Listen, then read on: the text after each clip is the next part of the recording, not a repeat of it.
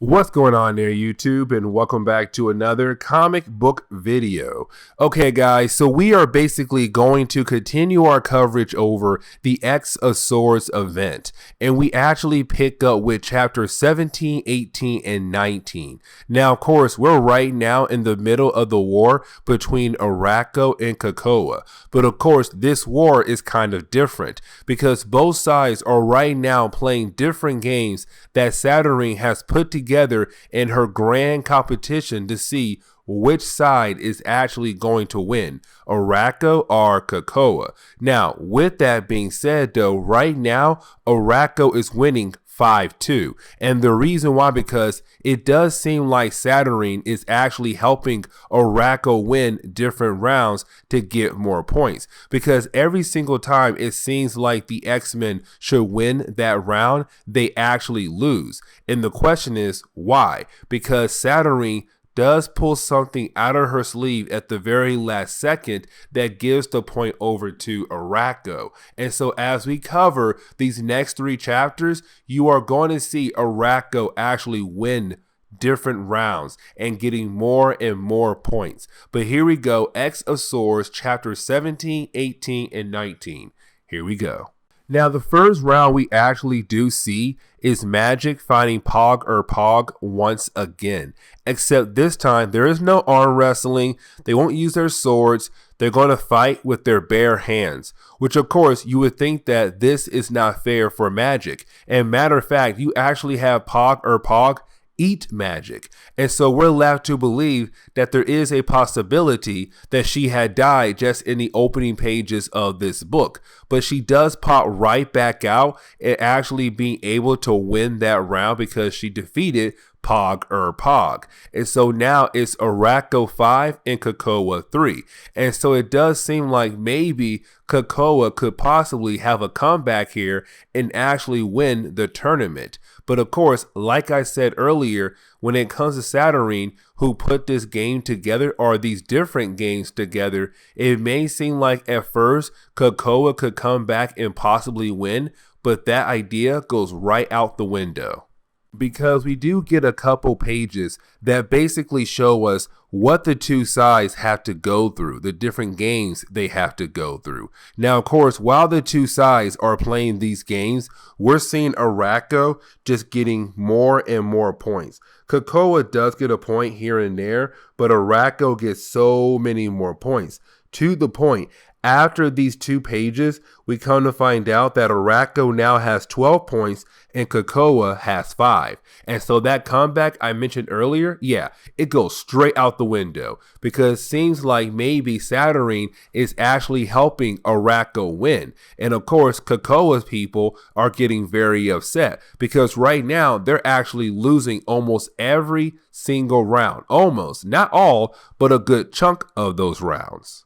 Now, the next section is going to be another game, and the 2 characters who are going to play in this game is Brian Braddock and Redroot. Now, remember, Brian Braddock is basically the brother to Bessie Braddock. Now, of course, he was the original Captain Britain, but the brand new Excalibur series that came out in the beginning of Dawn of X, we saw him basically pass on the torch of Captain Britain over to his sister, Bessie Braddock. Now, with all that being said, though, right now, his next opponent is going to be Redroot.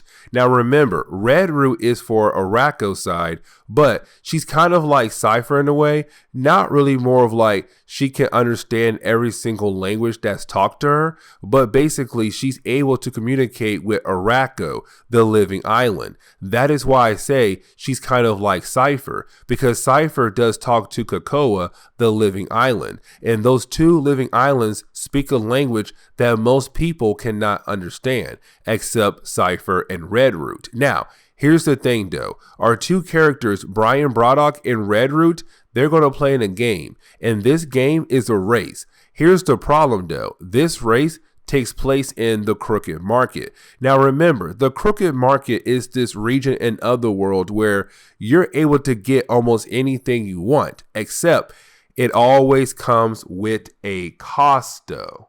So you may get that one item you want, but it comes with a huge cost. Now, of course, remember, our two characters right now, they're going to race through the crooked market. And of course, the race begins. And as they go through the race, you kind of see how a lot of things are happening to Brian Braddock to make sure that Red Root actually wins the race. And matter of fact, she does win the race. And so, of course, now that gives Arrako another point. Now, right before we see something bad happen to basically Red Root, I want to mention one more thing. When it comes to Saturnine wants to make sure that she's able to bring back Brian Braddock as Captain Britain because she's very attracted to him and she feels like he should be Captain Britain for the main Marvel universe, not his sister, who is a mutant. And so she kind of has been trying to return the mantle of Captain Britain back over to Brian Braddock, but of course he says no.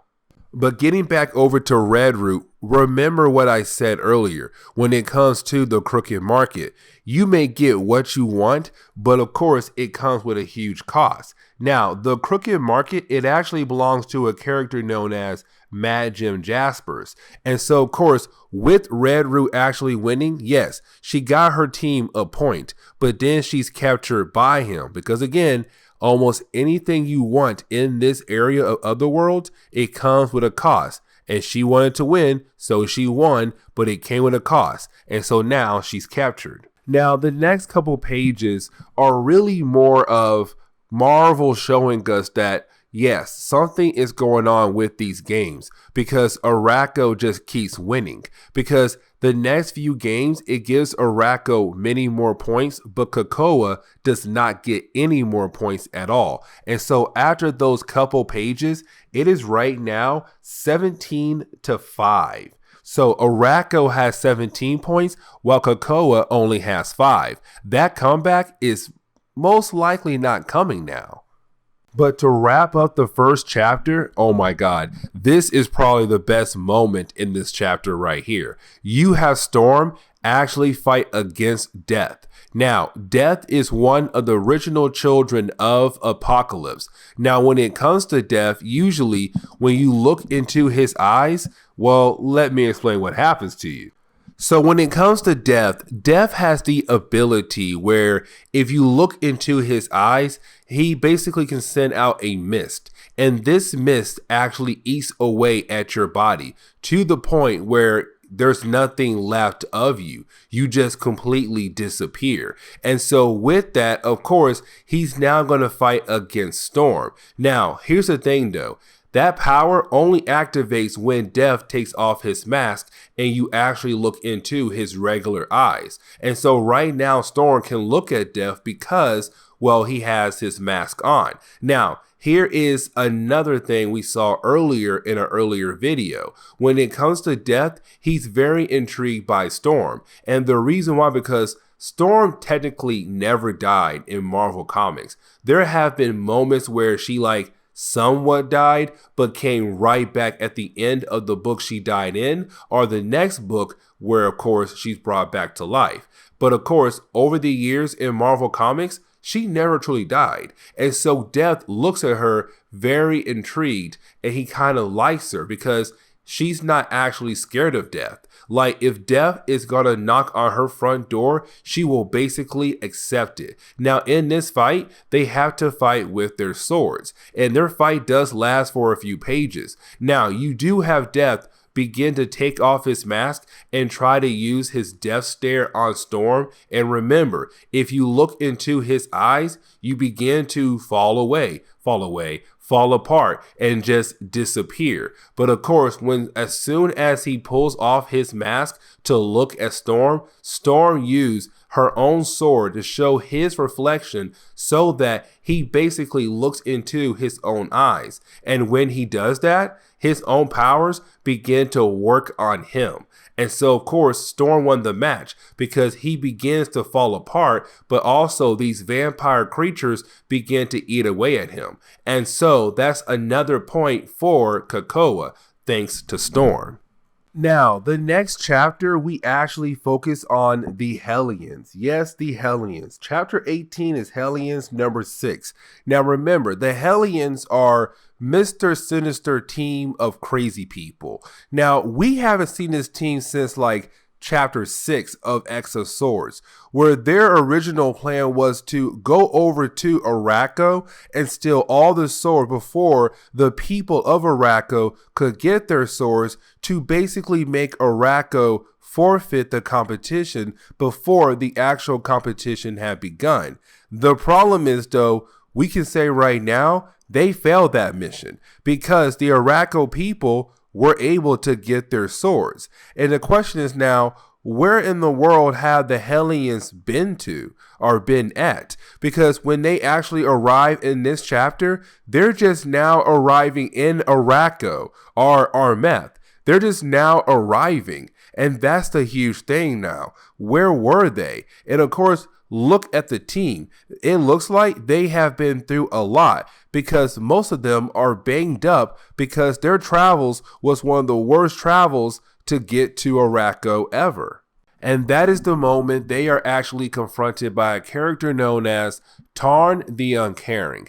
Now, when it comes to Tarn the Uncaring, he is also a mutant, but a hybrid mutant. But when it comes to Tarn the Uncaring, he's actually going to tell the Hellions why in the world Mr. Sinister wanted to come here for originally. Because originally, Mr. Sinister told the Hellions they're going to steal the swords that the people of Arrako needed for the big war. But we know that mission was never accomplished. And so the question is now, why are the Hellions here for on Arrako if basically they already failed their mission? Well, that is the moment you have Tarn the Uncaring tell the Hellions that Mr. Sinister is actually here to get the DNA samples from mutants who live on Arrako, because their genes are different from mutants who grew up on Krakoa or basically on Earth. And so it's just Mr. Sinister being Mr. Sinister, a dude who loves to play with genetics. And so, of course, you do have Sinister as Tarn the Uncaring. Does he have more mutants that live on Arrako? Now, that is the moment you have Tarn the Uncaring reveal his group of mutants that he kind of worked on and made, but of course, they're still classified as mutants. Now, of course, Mr. Sinister wants to collect DNA samples from these mutants because, again, they grew up on Arrako. But that is the moment you have Tarn the Uncaring get very upset because technically he never said, yes, you are able to collect DNA samples from me and my crew. Instead, he's kind of like, no, here's my crew, here's more mutants, but I never said yes. And so when you have Sinister release his nanobots as a way to collect DNA samples of these characters right now, it makes them very angry and basically begin to attack the Hellions. Now, this fight is not fair because the Hellions are exhausted. They've been through a lot.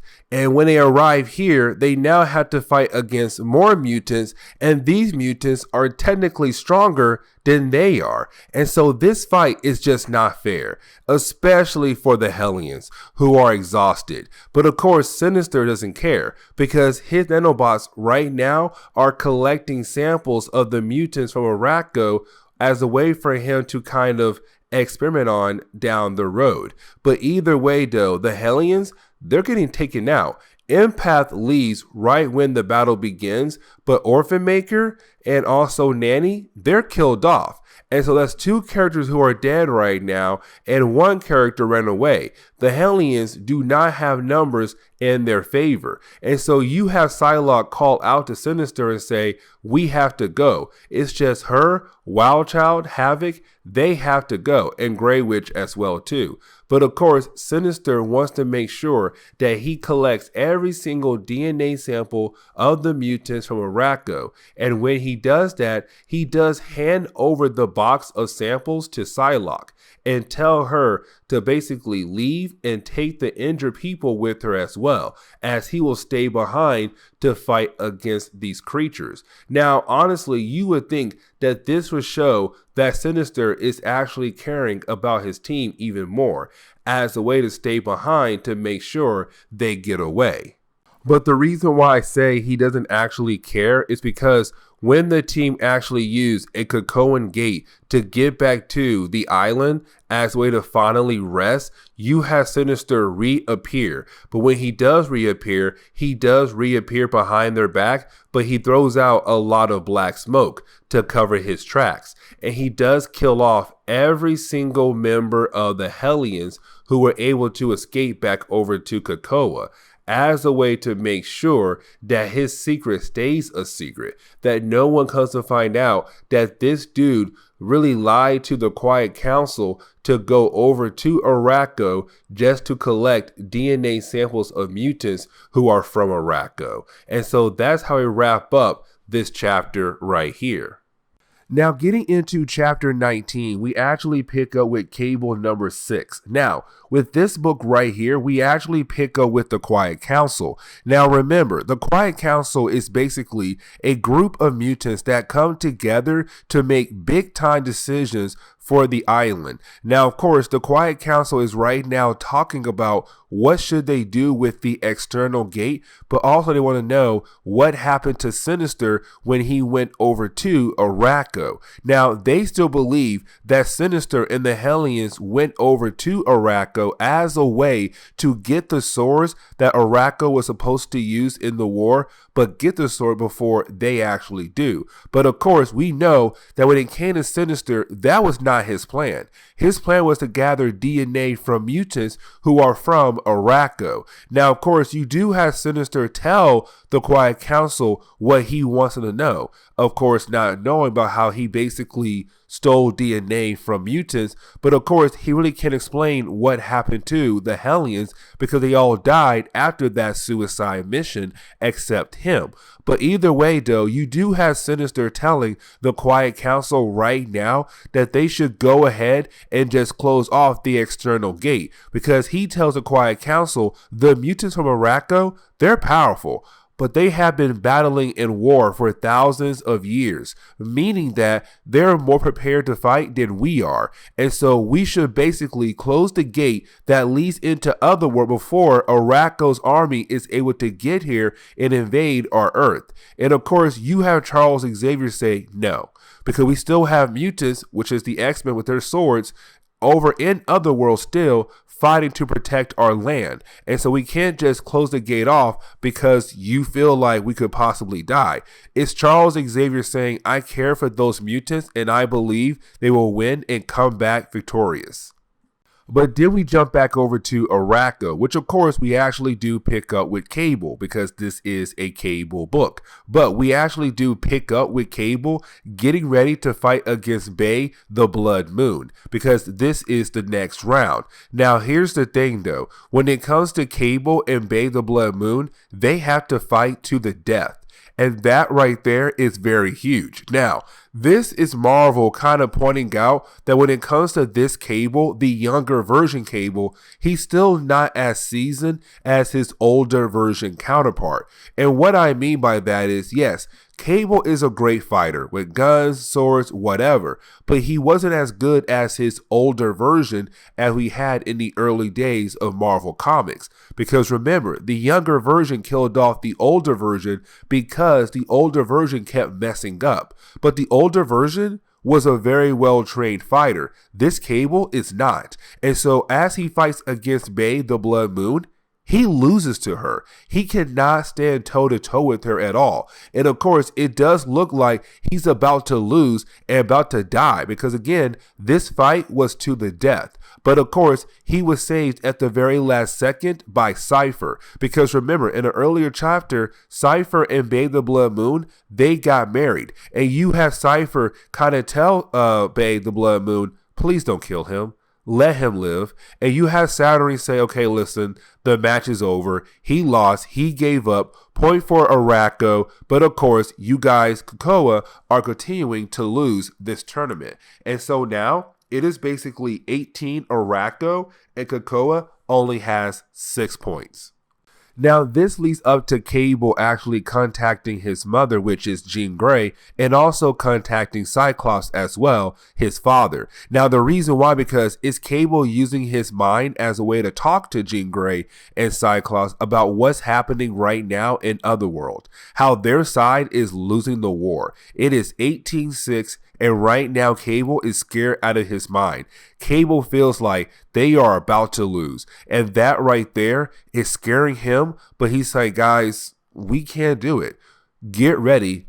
Earth is about to be invaded by the army of Arrako. We are going to basically lose. Now, of course, you do have Saturn walk over to Cable, and she does use her powers as a way to cut off the call between Jean Grey and Cable. Even though it was a psychic call, it was Saturn saying, nope, you will no longer be able to contact your mother or father, so let's stop that right now. Now, this is actually a mistake by Saturn, and the reason why I say that because she just made Jean Grey very upset, because Cable is the son of Jean Grey and Cyclops, and so now their child life is in danger right now, and of course they want to protect their child, and so right now you have Cyclops and Jean Grey saying, we are going to fix this. We are going to save our son here and now. Now, we actually do jump back over to Otherworld, and the reason why, because we actually do pick up with the next round, and the next round is going to be Gorgon versus the White Sword. Now, remember, when it comes to the White Sword, he has the mutant ability to resurrect 100 people. That is his ability. Now that right there is very important. And the reason why, because when it comes to Gorgon and the White Sword, they have to fight to the death. Now, of course, if you die, the other side gets the point. But here comes the thing though. The White Sword is not going to fight. He's going to use his mutant ability to resurrect the 100 mutants or characters or soldiers, whatever, to fight against Gorgon. So of course, he thinks that he'll have an easy win because his soldiers are going to tire out Gorgon, and then the White Sword can kill Gorgon to get the free point. The problem is though, as soon as Gorgon fights against the 100 soldiers and he's able to kill off a good amount of them, each kill he gets is a point for Krakoa, because again, it's the fight to the death, and Gorgon is killing off people, and so right now Krakoa is getting their comeback. They're getting their points, getting all their points back because he is killing soldiers that belong to the White Sword, and the White Sword belongs to who? Arrako. Now, of course, Gorgon cannot go on like this. And so he's exhausted and he is tired. And so then you have the White Sword make the children of Apocalypse actually beg to the point that they want him to actually kill Gorgon before they actually lose the tournament. And you have the White Sword kill off Gorgon. But with the death of Gorgon, but of course some of the soldiers that belong to the White Sword, it's a tie now. It's Arrako 19 and Krakoa 19. And so it's all tied up thanks to Gorgon, but now he is dead. But this is where we actually going to end today's video, because the next fight will be in the next video. And of course, the next fight is going to be Apocalypse versus his wife Genesis, and that right there is very huge, but that comes in the next video. And so with that being said, I do hope you enjoyed today's comic book video, and if you do, please leave me a like down below and subscribe. Also, if you have any suggestions on books I should read, well, please let me know in the comments below, because you never know, your suggestion could be a future video down the road. But guys, I'll see y'all next time. Later.